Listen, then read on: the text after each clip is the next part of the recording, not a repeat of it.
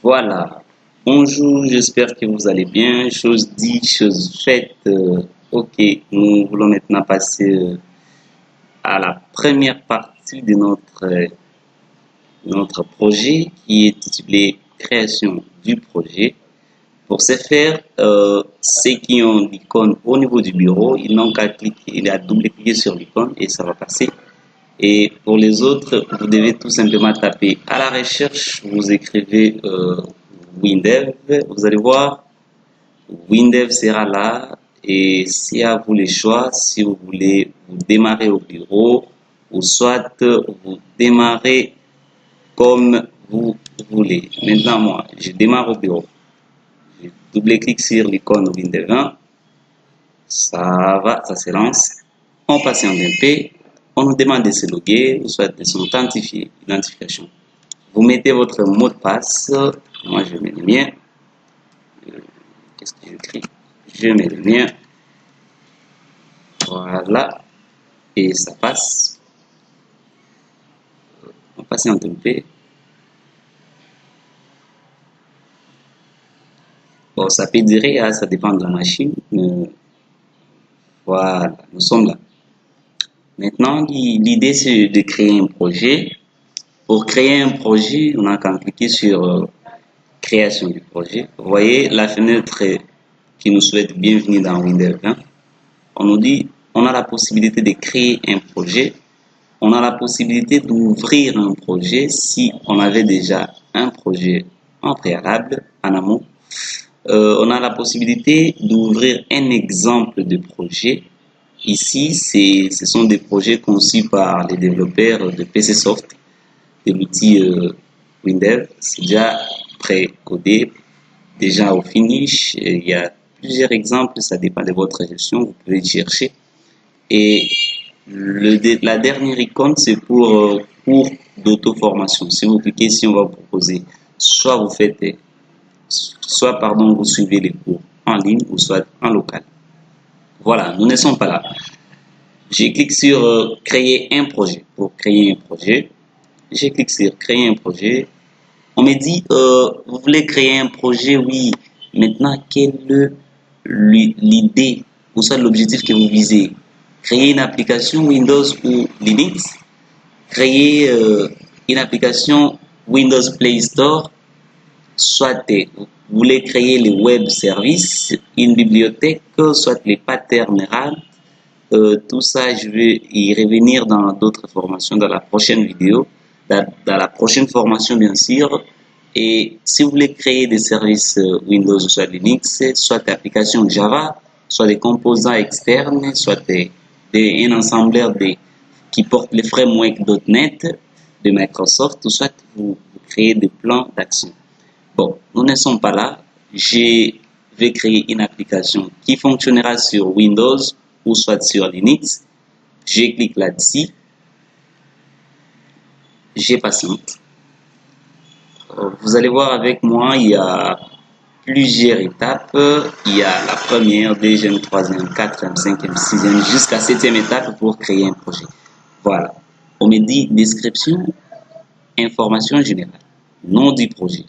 Moi, j'appellerai gestion underscore gestion. Bon, en fait, je vais écrire tout simplement gestion paye. Ou gestion paiement comme ça. Pluriel, voilà. Et ici, en mot, on me dit emplacement. Où est-ce qu'il sera logé votre projet? Si vous voulez le mettre au bureau, soit vous voulez le mettre partout, vous n'avez qu'à cliquer ici et on va vous proposer. On va vous ouvrir une fenêtre qui illustrera un peu de l'explorateur du fichier et vous n'avez qu'à choisir. Moi, je laisse le projet sera stocké dans le disque C, dans mes projets et c'est là où sera stocké mon projet. Voilà, je laisse. Ici, c'est le résumé de votre projet. Si vous dites que non, voilà, par exemple, notre projet, notre application, bien sûr, notre application est capable de, vous voyez, des michi comme ça, vous pouvez saisir, vous illustrez en résumé votre projet, mais moi, je n'ai pas besoin de ça. je laisse et je fais suivre. Je passe à ce niveau, me dit description, document jeune. Si par hasard vous avez des documents que vous devez manipuler, si vous aurez besoin de manipuler d'autres documents, par exemple les fichiers web, Excel, les photos, etc., vous n'avez qu'à scanner directement. Si vous avez un scanner, soit ajouter un document existant, donc un document qui est logé déjà dans votre machine, soit vous générez un squelette pour dossier, etc. Bon, en fait, moi, je n'aurai pas besoin de documents joint et je fais suivant. Et à ce niveau, on me dit description, système d'exploitation. Voilà. On dit quel est le système d'exploitation pour lequel est destiné votre projet. Donc, l'application va tourner sur quelle plateforme? On me dit la plateforme Windows, soit la plateforme Linux. Mais moi, vu que je suis, vous avez vu ici, je suis en Windows, je laisse plateforme Windows, je fais suivant. Et on me dit description plateforme. Choisissez le mode d'exécution de votre application. Votre application sera exécutée dans la plateforme Windows, oui, mais qui tournera dans le système de combien de bits? Soit de 32 bits, soit de 64 bits.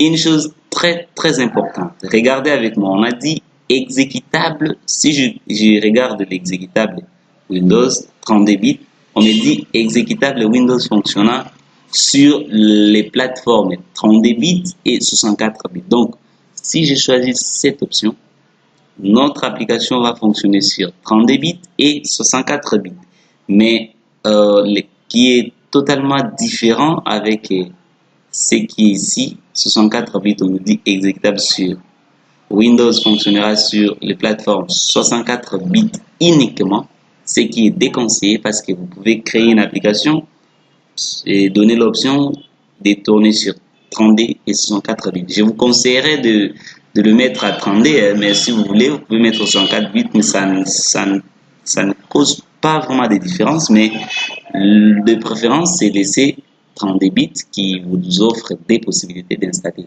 dans 32 ou 64. On fait suivant. Ici, on me dit gestionnaire des sources. J'ai dit non, je ne vais pas utiliser les GDS, gestionnaire des sources. Je fais suivant. On me dit charte de programmation. C'est ici qui est très important. Par défaut, c'est sélectionner oui, utiliser la charte de programmation ci-dessus. Vous devez laisser, je vous conseille de laisser ça. La charte de programmation, c'est quoi? C'est quand vous allez manipuler les objets. Par exemple, on peut vous dire texte pour une zone de saisie. Texte, ça va commencer par C. Et pour manipuler une combo, ça va commencer par combo. Et par après, le nom de l'objet. C'est vraiment quelque chose que je vous conseille de le laisser par défaut. Je fais suivant. Et ici, il y a la charte graphique. Donc, on peut dire des designs prédéfinis. Que votre fenêtre va ressembler à quoi? Si je les défile ici, vous voyez, il y a plusieurs chartes. Et je vous prie de choisir selon votre goût, selon votre design, selon votre vouloir. Nous serons toujours dans la même chose en programmation, sauf que des designs qui seront un peu différents. Moi, je préfère utiliser celui-ci, je l'ai appelé Chloé. Mais ce n'est pas aussi grave si vous choisissez à ce niveau. Il y a aussi la possibilité de changer là-bas dès que vous serez dans votre projet. Ça, c'est juste quelque chose qui est choisi d'avance, mais on peut toutefois aussi les modifier. Moi, je préfère prendre Chloé et je fais suivant. Ici, c'est la charte IHM qui dit interface homme-machine, la signification de IHM. Je vous conseille de les laisser par défaut. Je fais suivant. On me dit internationalisation, langue du projet. Vous pouvez ajouter des langues qui peut porter votre projet, l'Amérique par exemple, si je vais prendre l'anglais, ça peut être ajouté et vous pouvez définir, etc. Mais moi, je préfère développer en français toujours et je fais suivant. Ici, attention, on nous dit fenêtre, les saviez-vous? C'est une fenêtre publicitaire. Donc, si vous voulez laisser afficher la fenêtre, les saviez-vous au lancement de l'application, cela veut dire à chaque fois que vous aurez, ou soit l'utilisateur va lancer l'application, on va lui proposer cette fenêtre et il aura à faire des suivants jusqu'au bout avant que votre application soit réellement lancée. Ce qui n'est pas vraiment bon, ce qui n'est pas une bonne pratique en programmation et nous devons choisir l'option n'est pas afficher la fenêtre, laissez-vous au lancement de l'application. Je sélectionne ça et je fais suivant. On me dit base des données, utilisation d'une base de données. C'est là où nous sommes. Pour créer une base de données, on nous dit oui, créer une nouvelle base de données. Si je n'ai pas une base de données, je peux cliquer sur oui, créer une base de données. Mais si j'ai une base de données déjà utilisée, soit logée dans ma machine, je n'ai qu'à cliquer sur oui, utiliser une base de données existante. Non plus, je peux dire non, n'est pas utiliser une base de données. D'abord, je vous conseille de dire non, n'est pas utiliser une base de données parce qu'il y a une partie qui sera basée dans la création d'une base de données. Je dis non, n'est pas utiliser une base de données. Je fais suivant et on me dit fin de la description. Je suis à la 7e étape, fin de la description et vous cliquez sur suivant.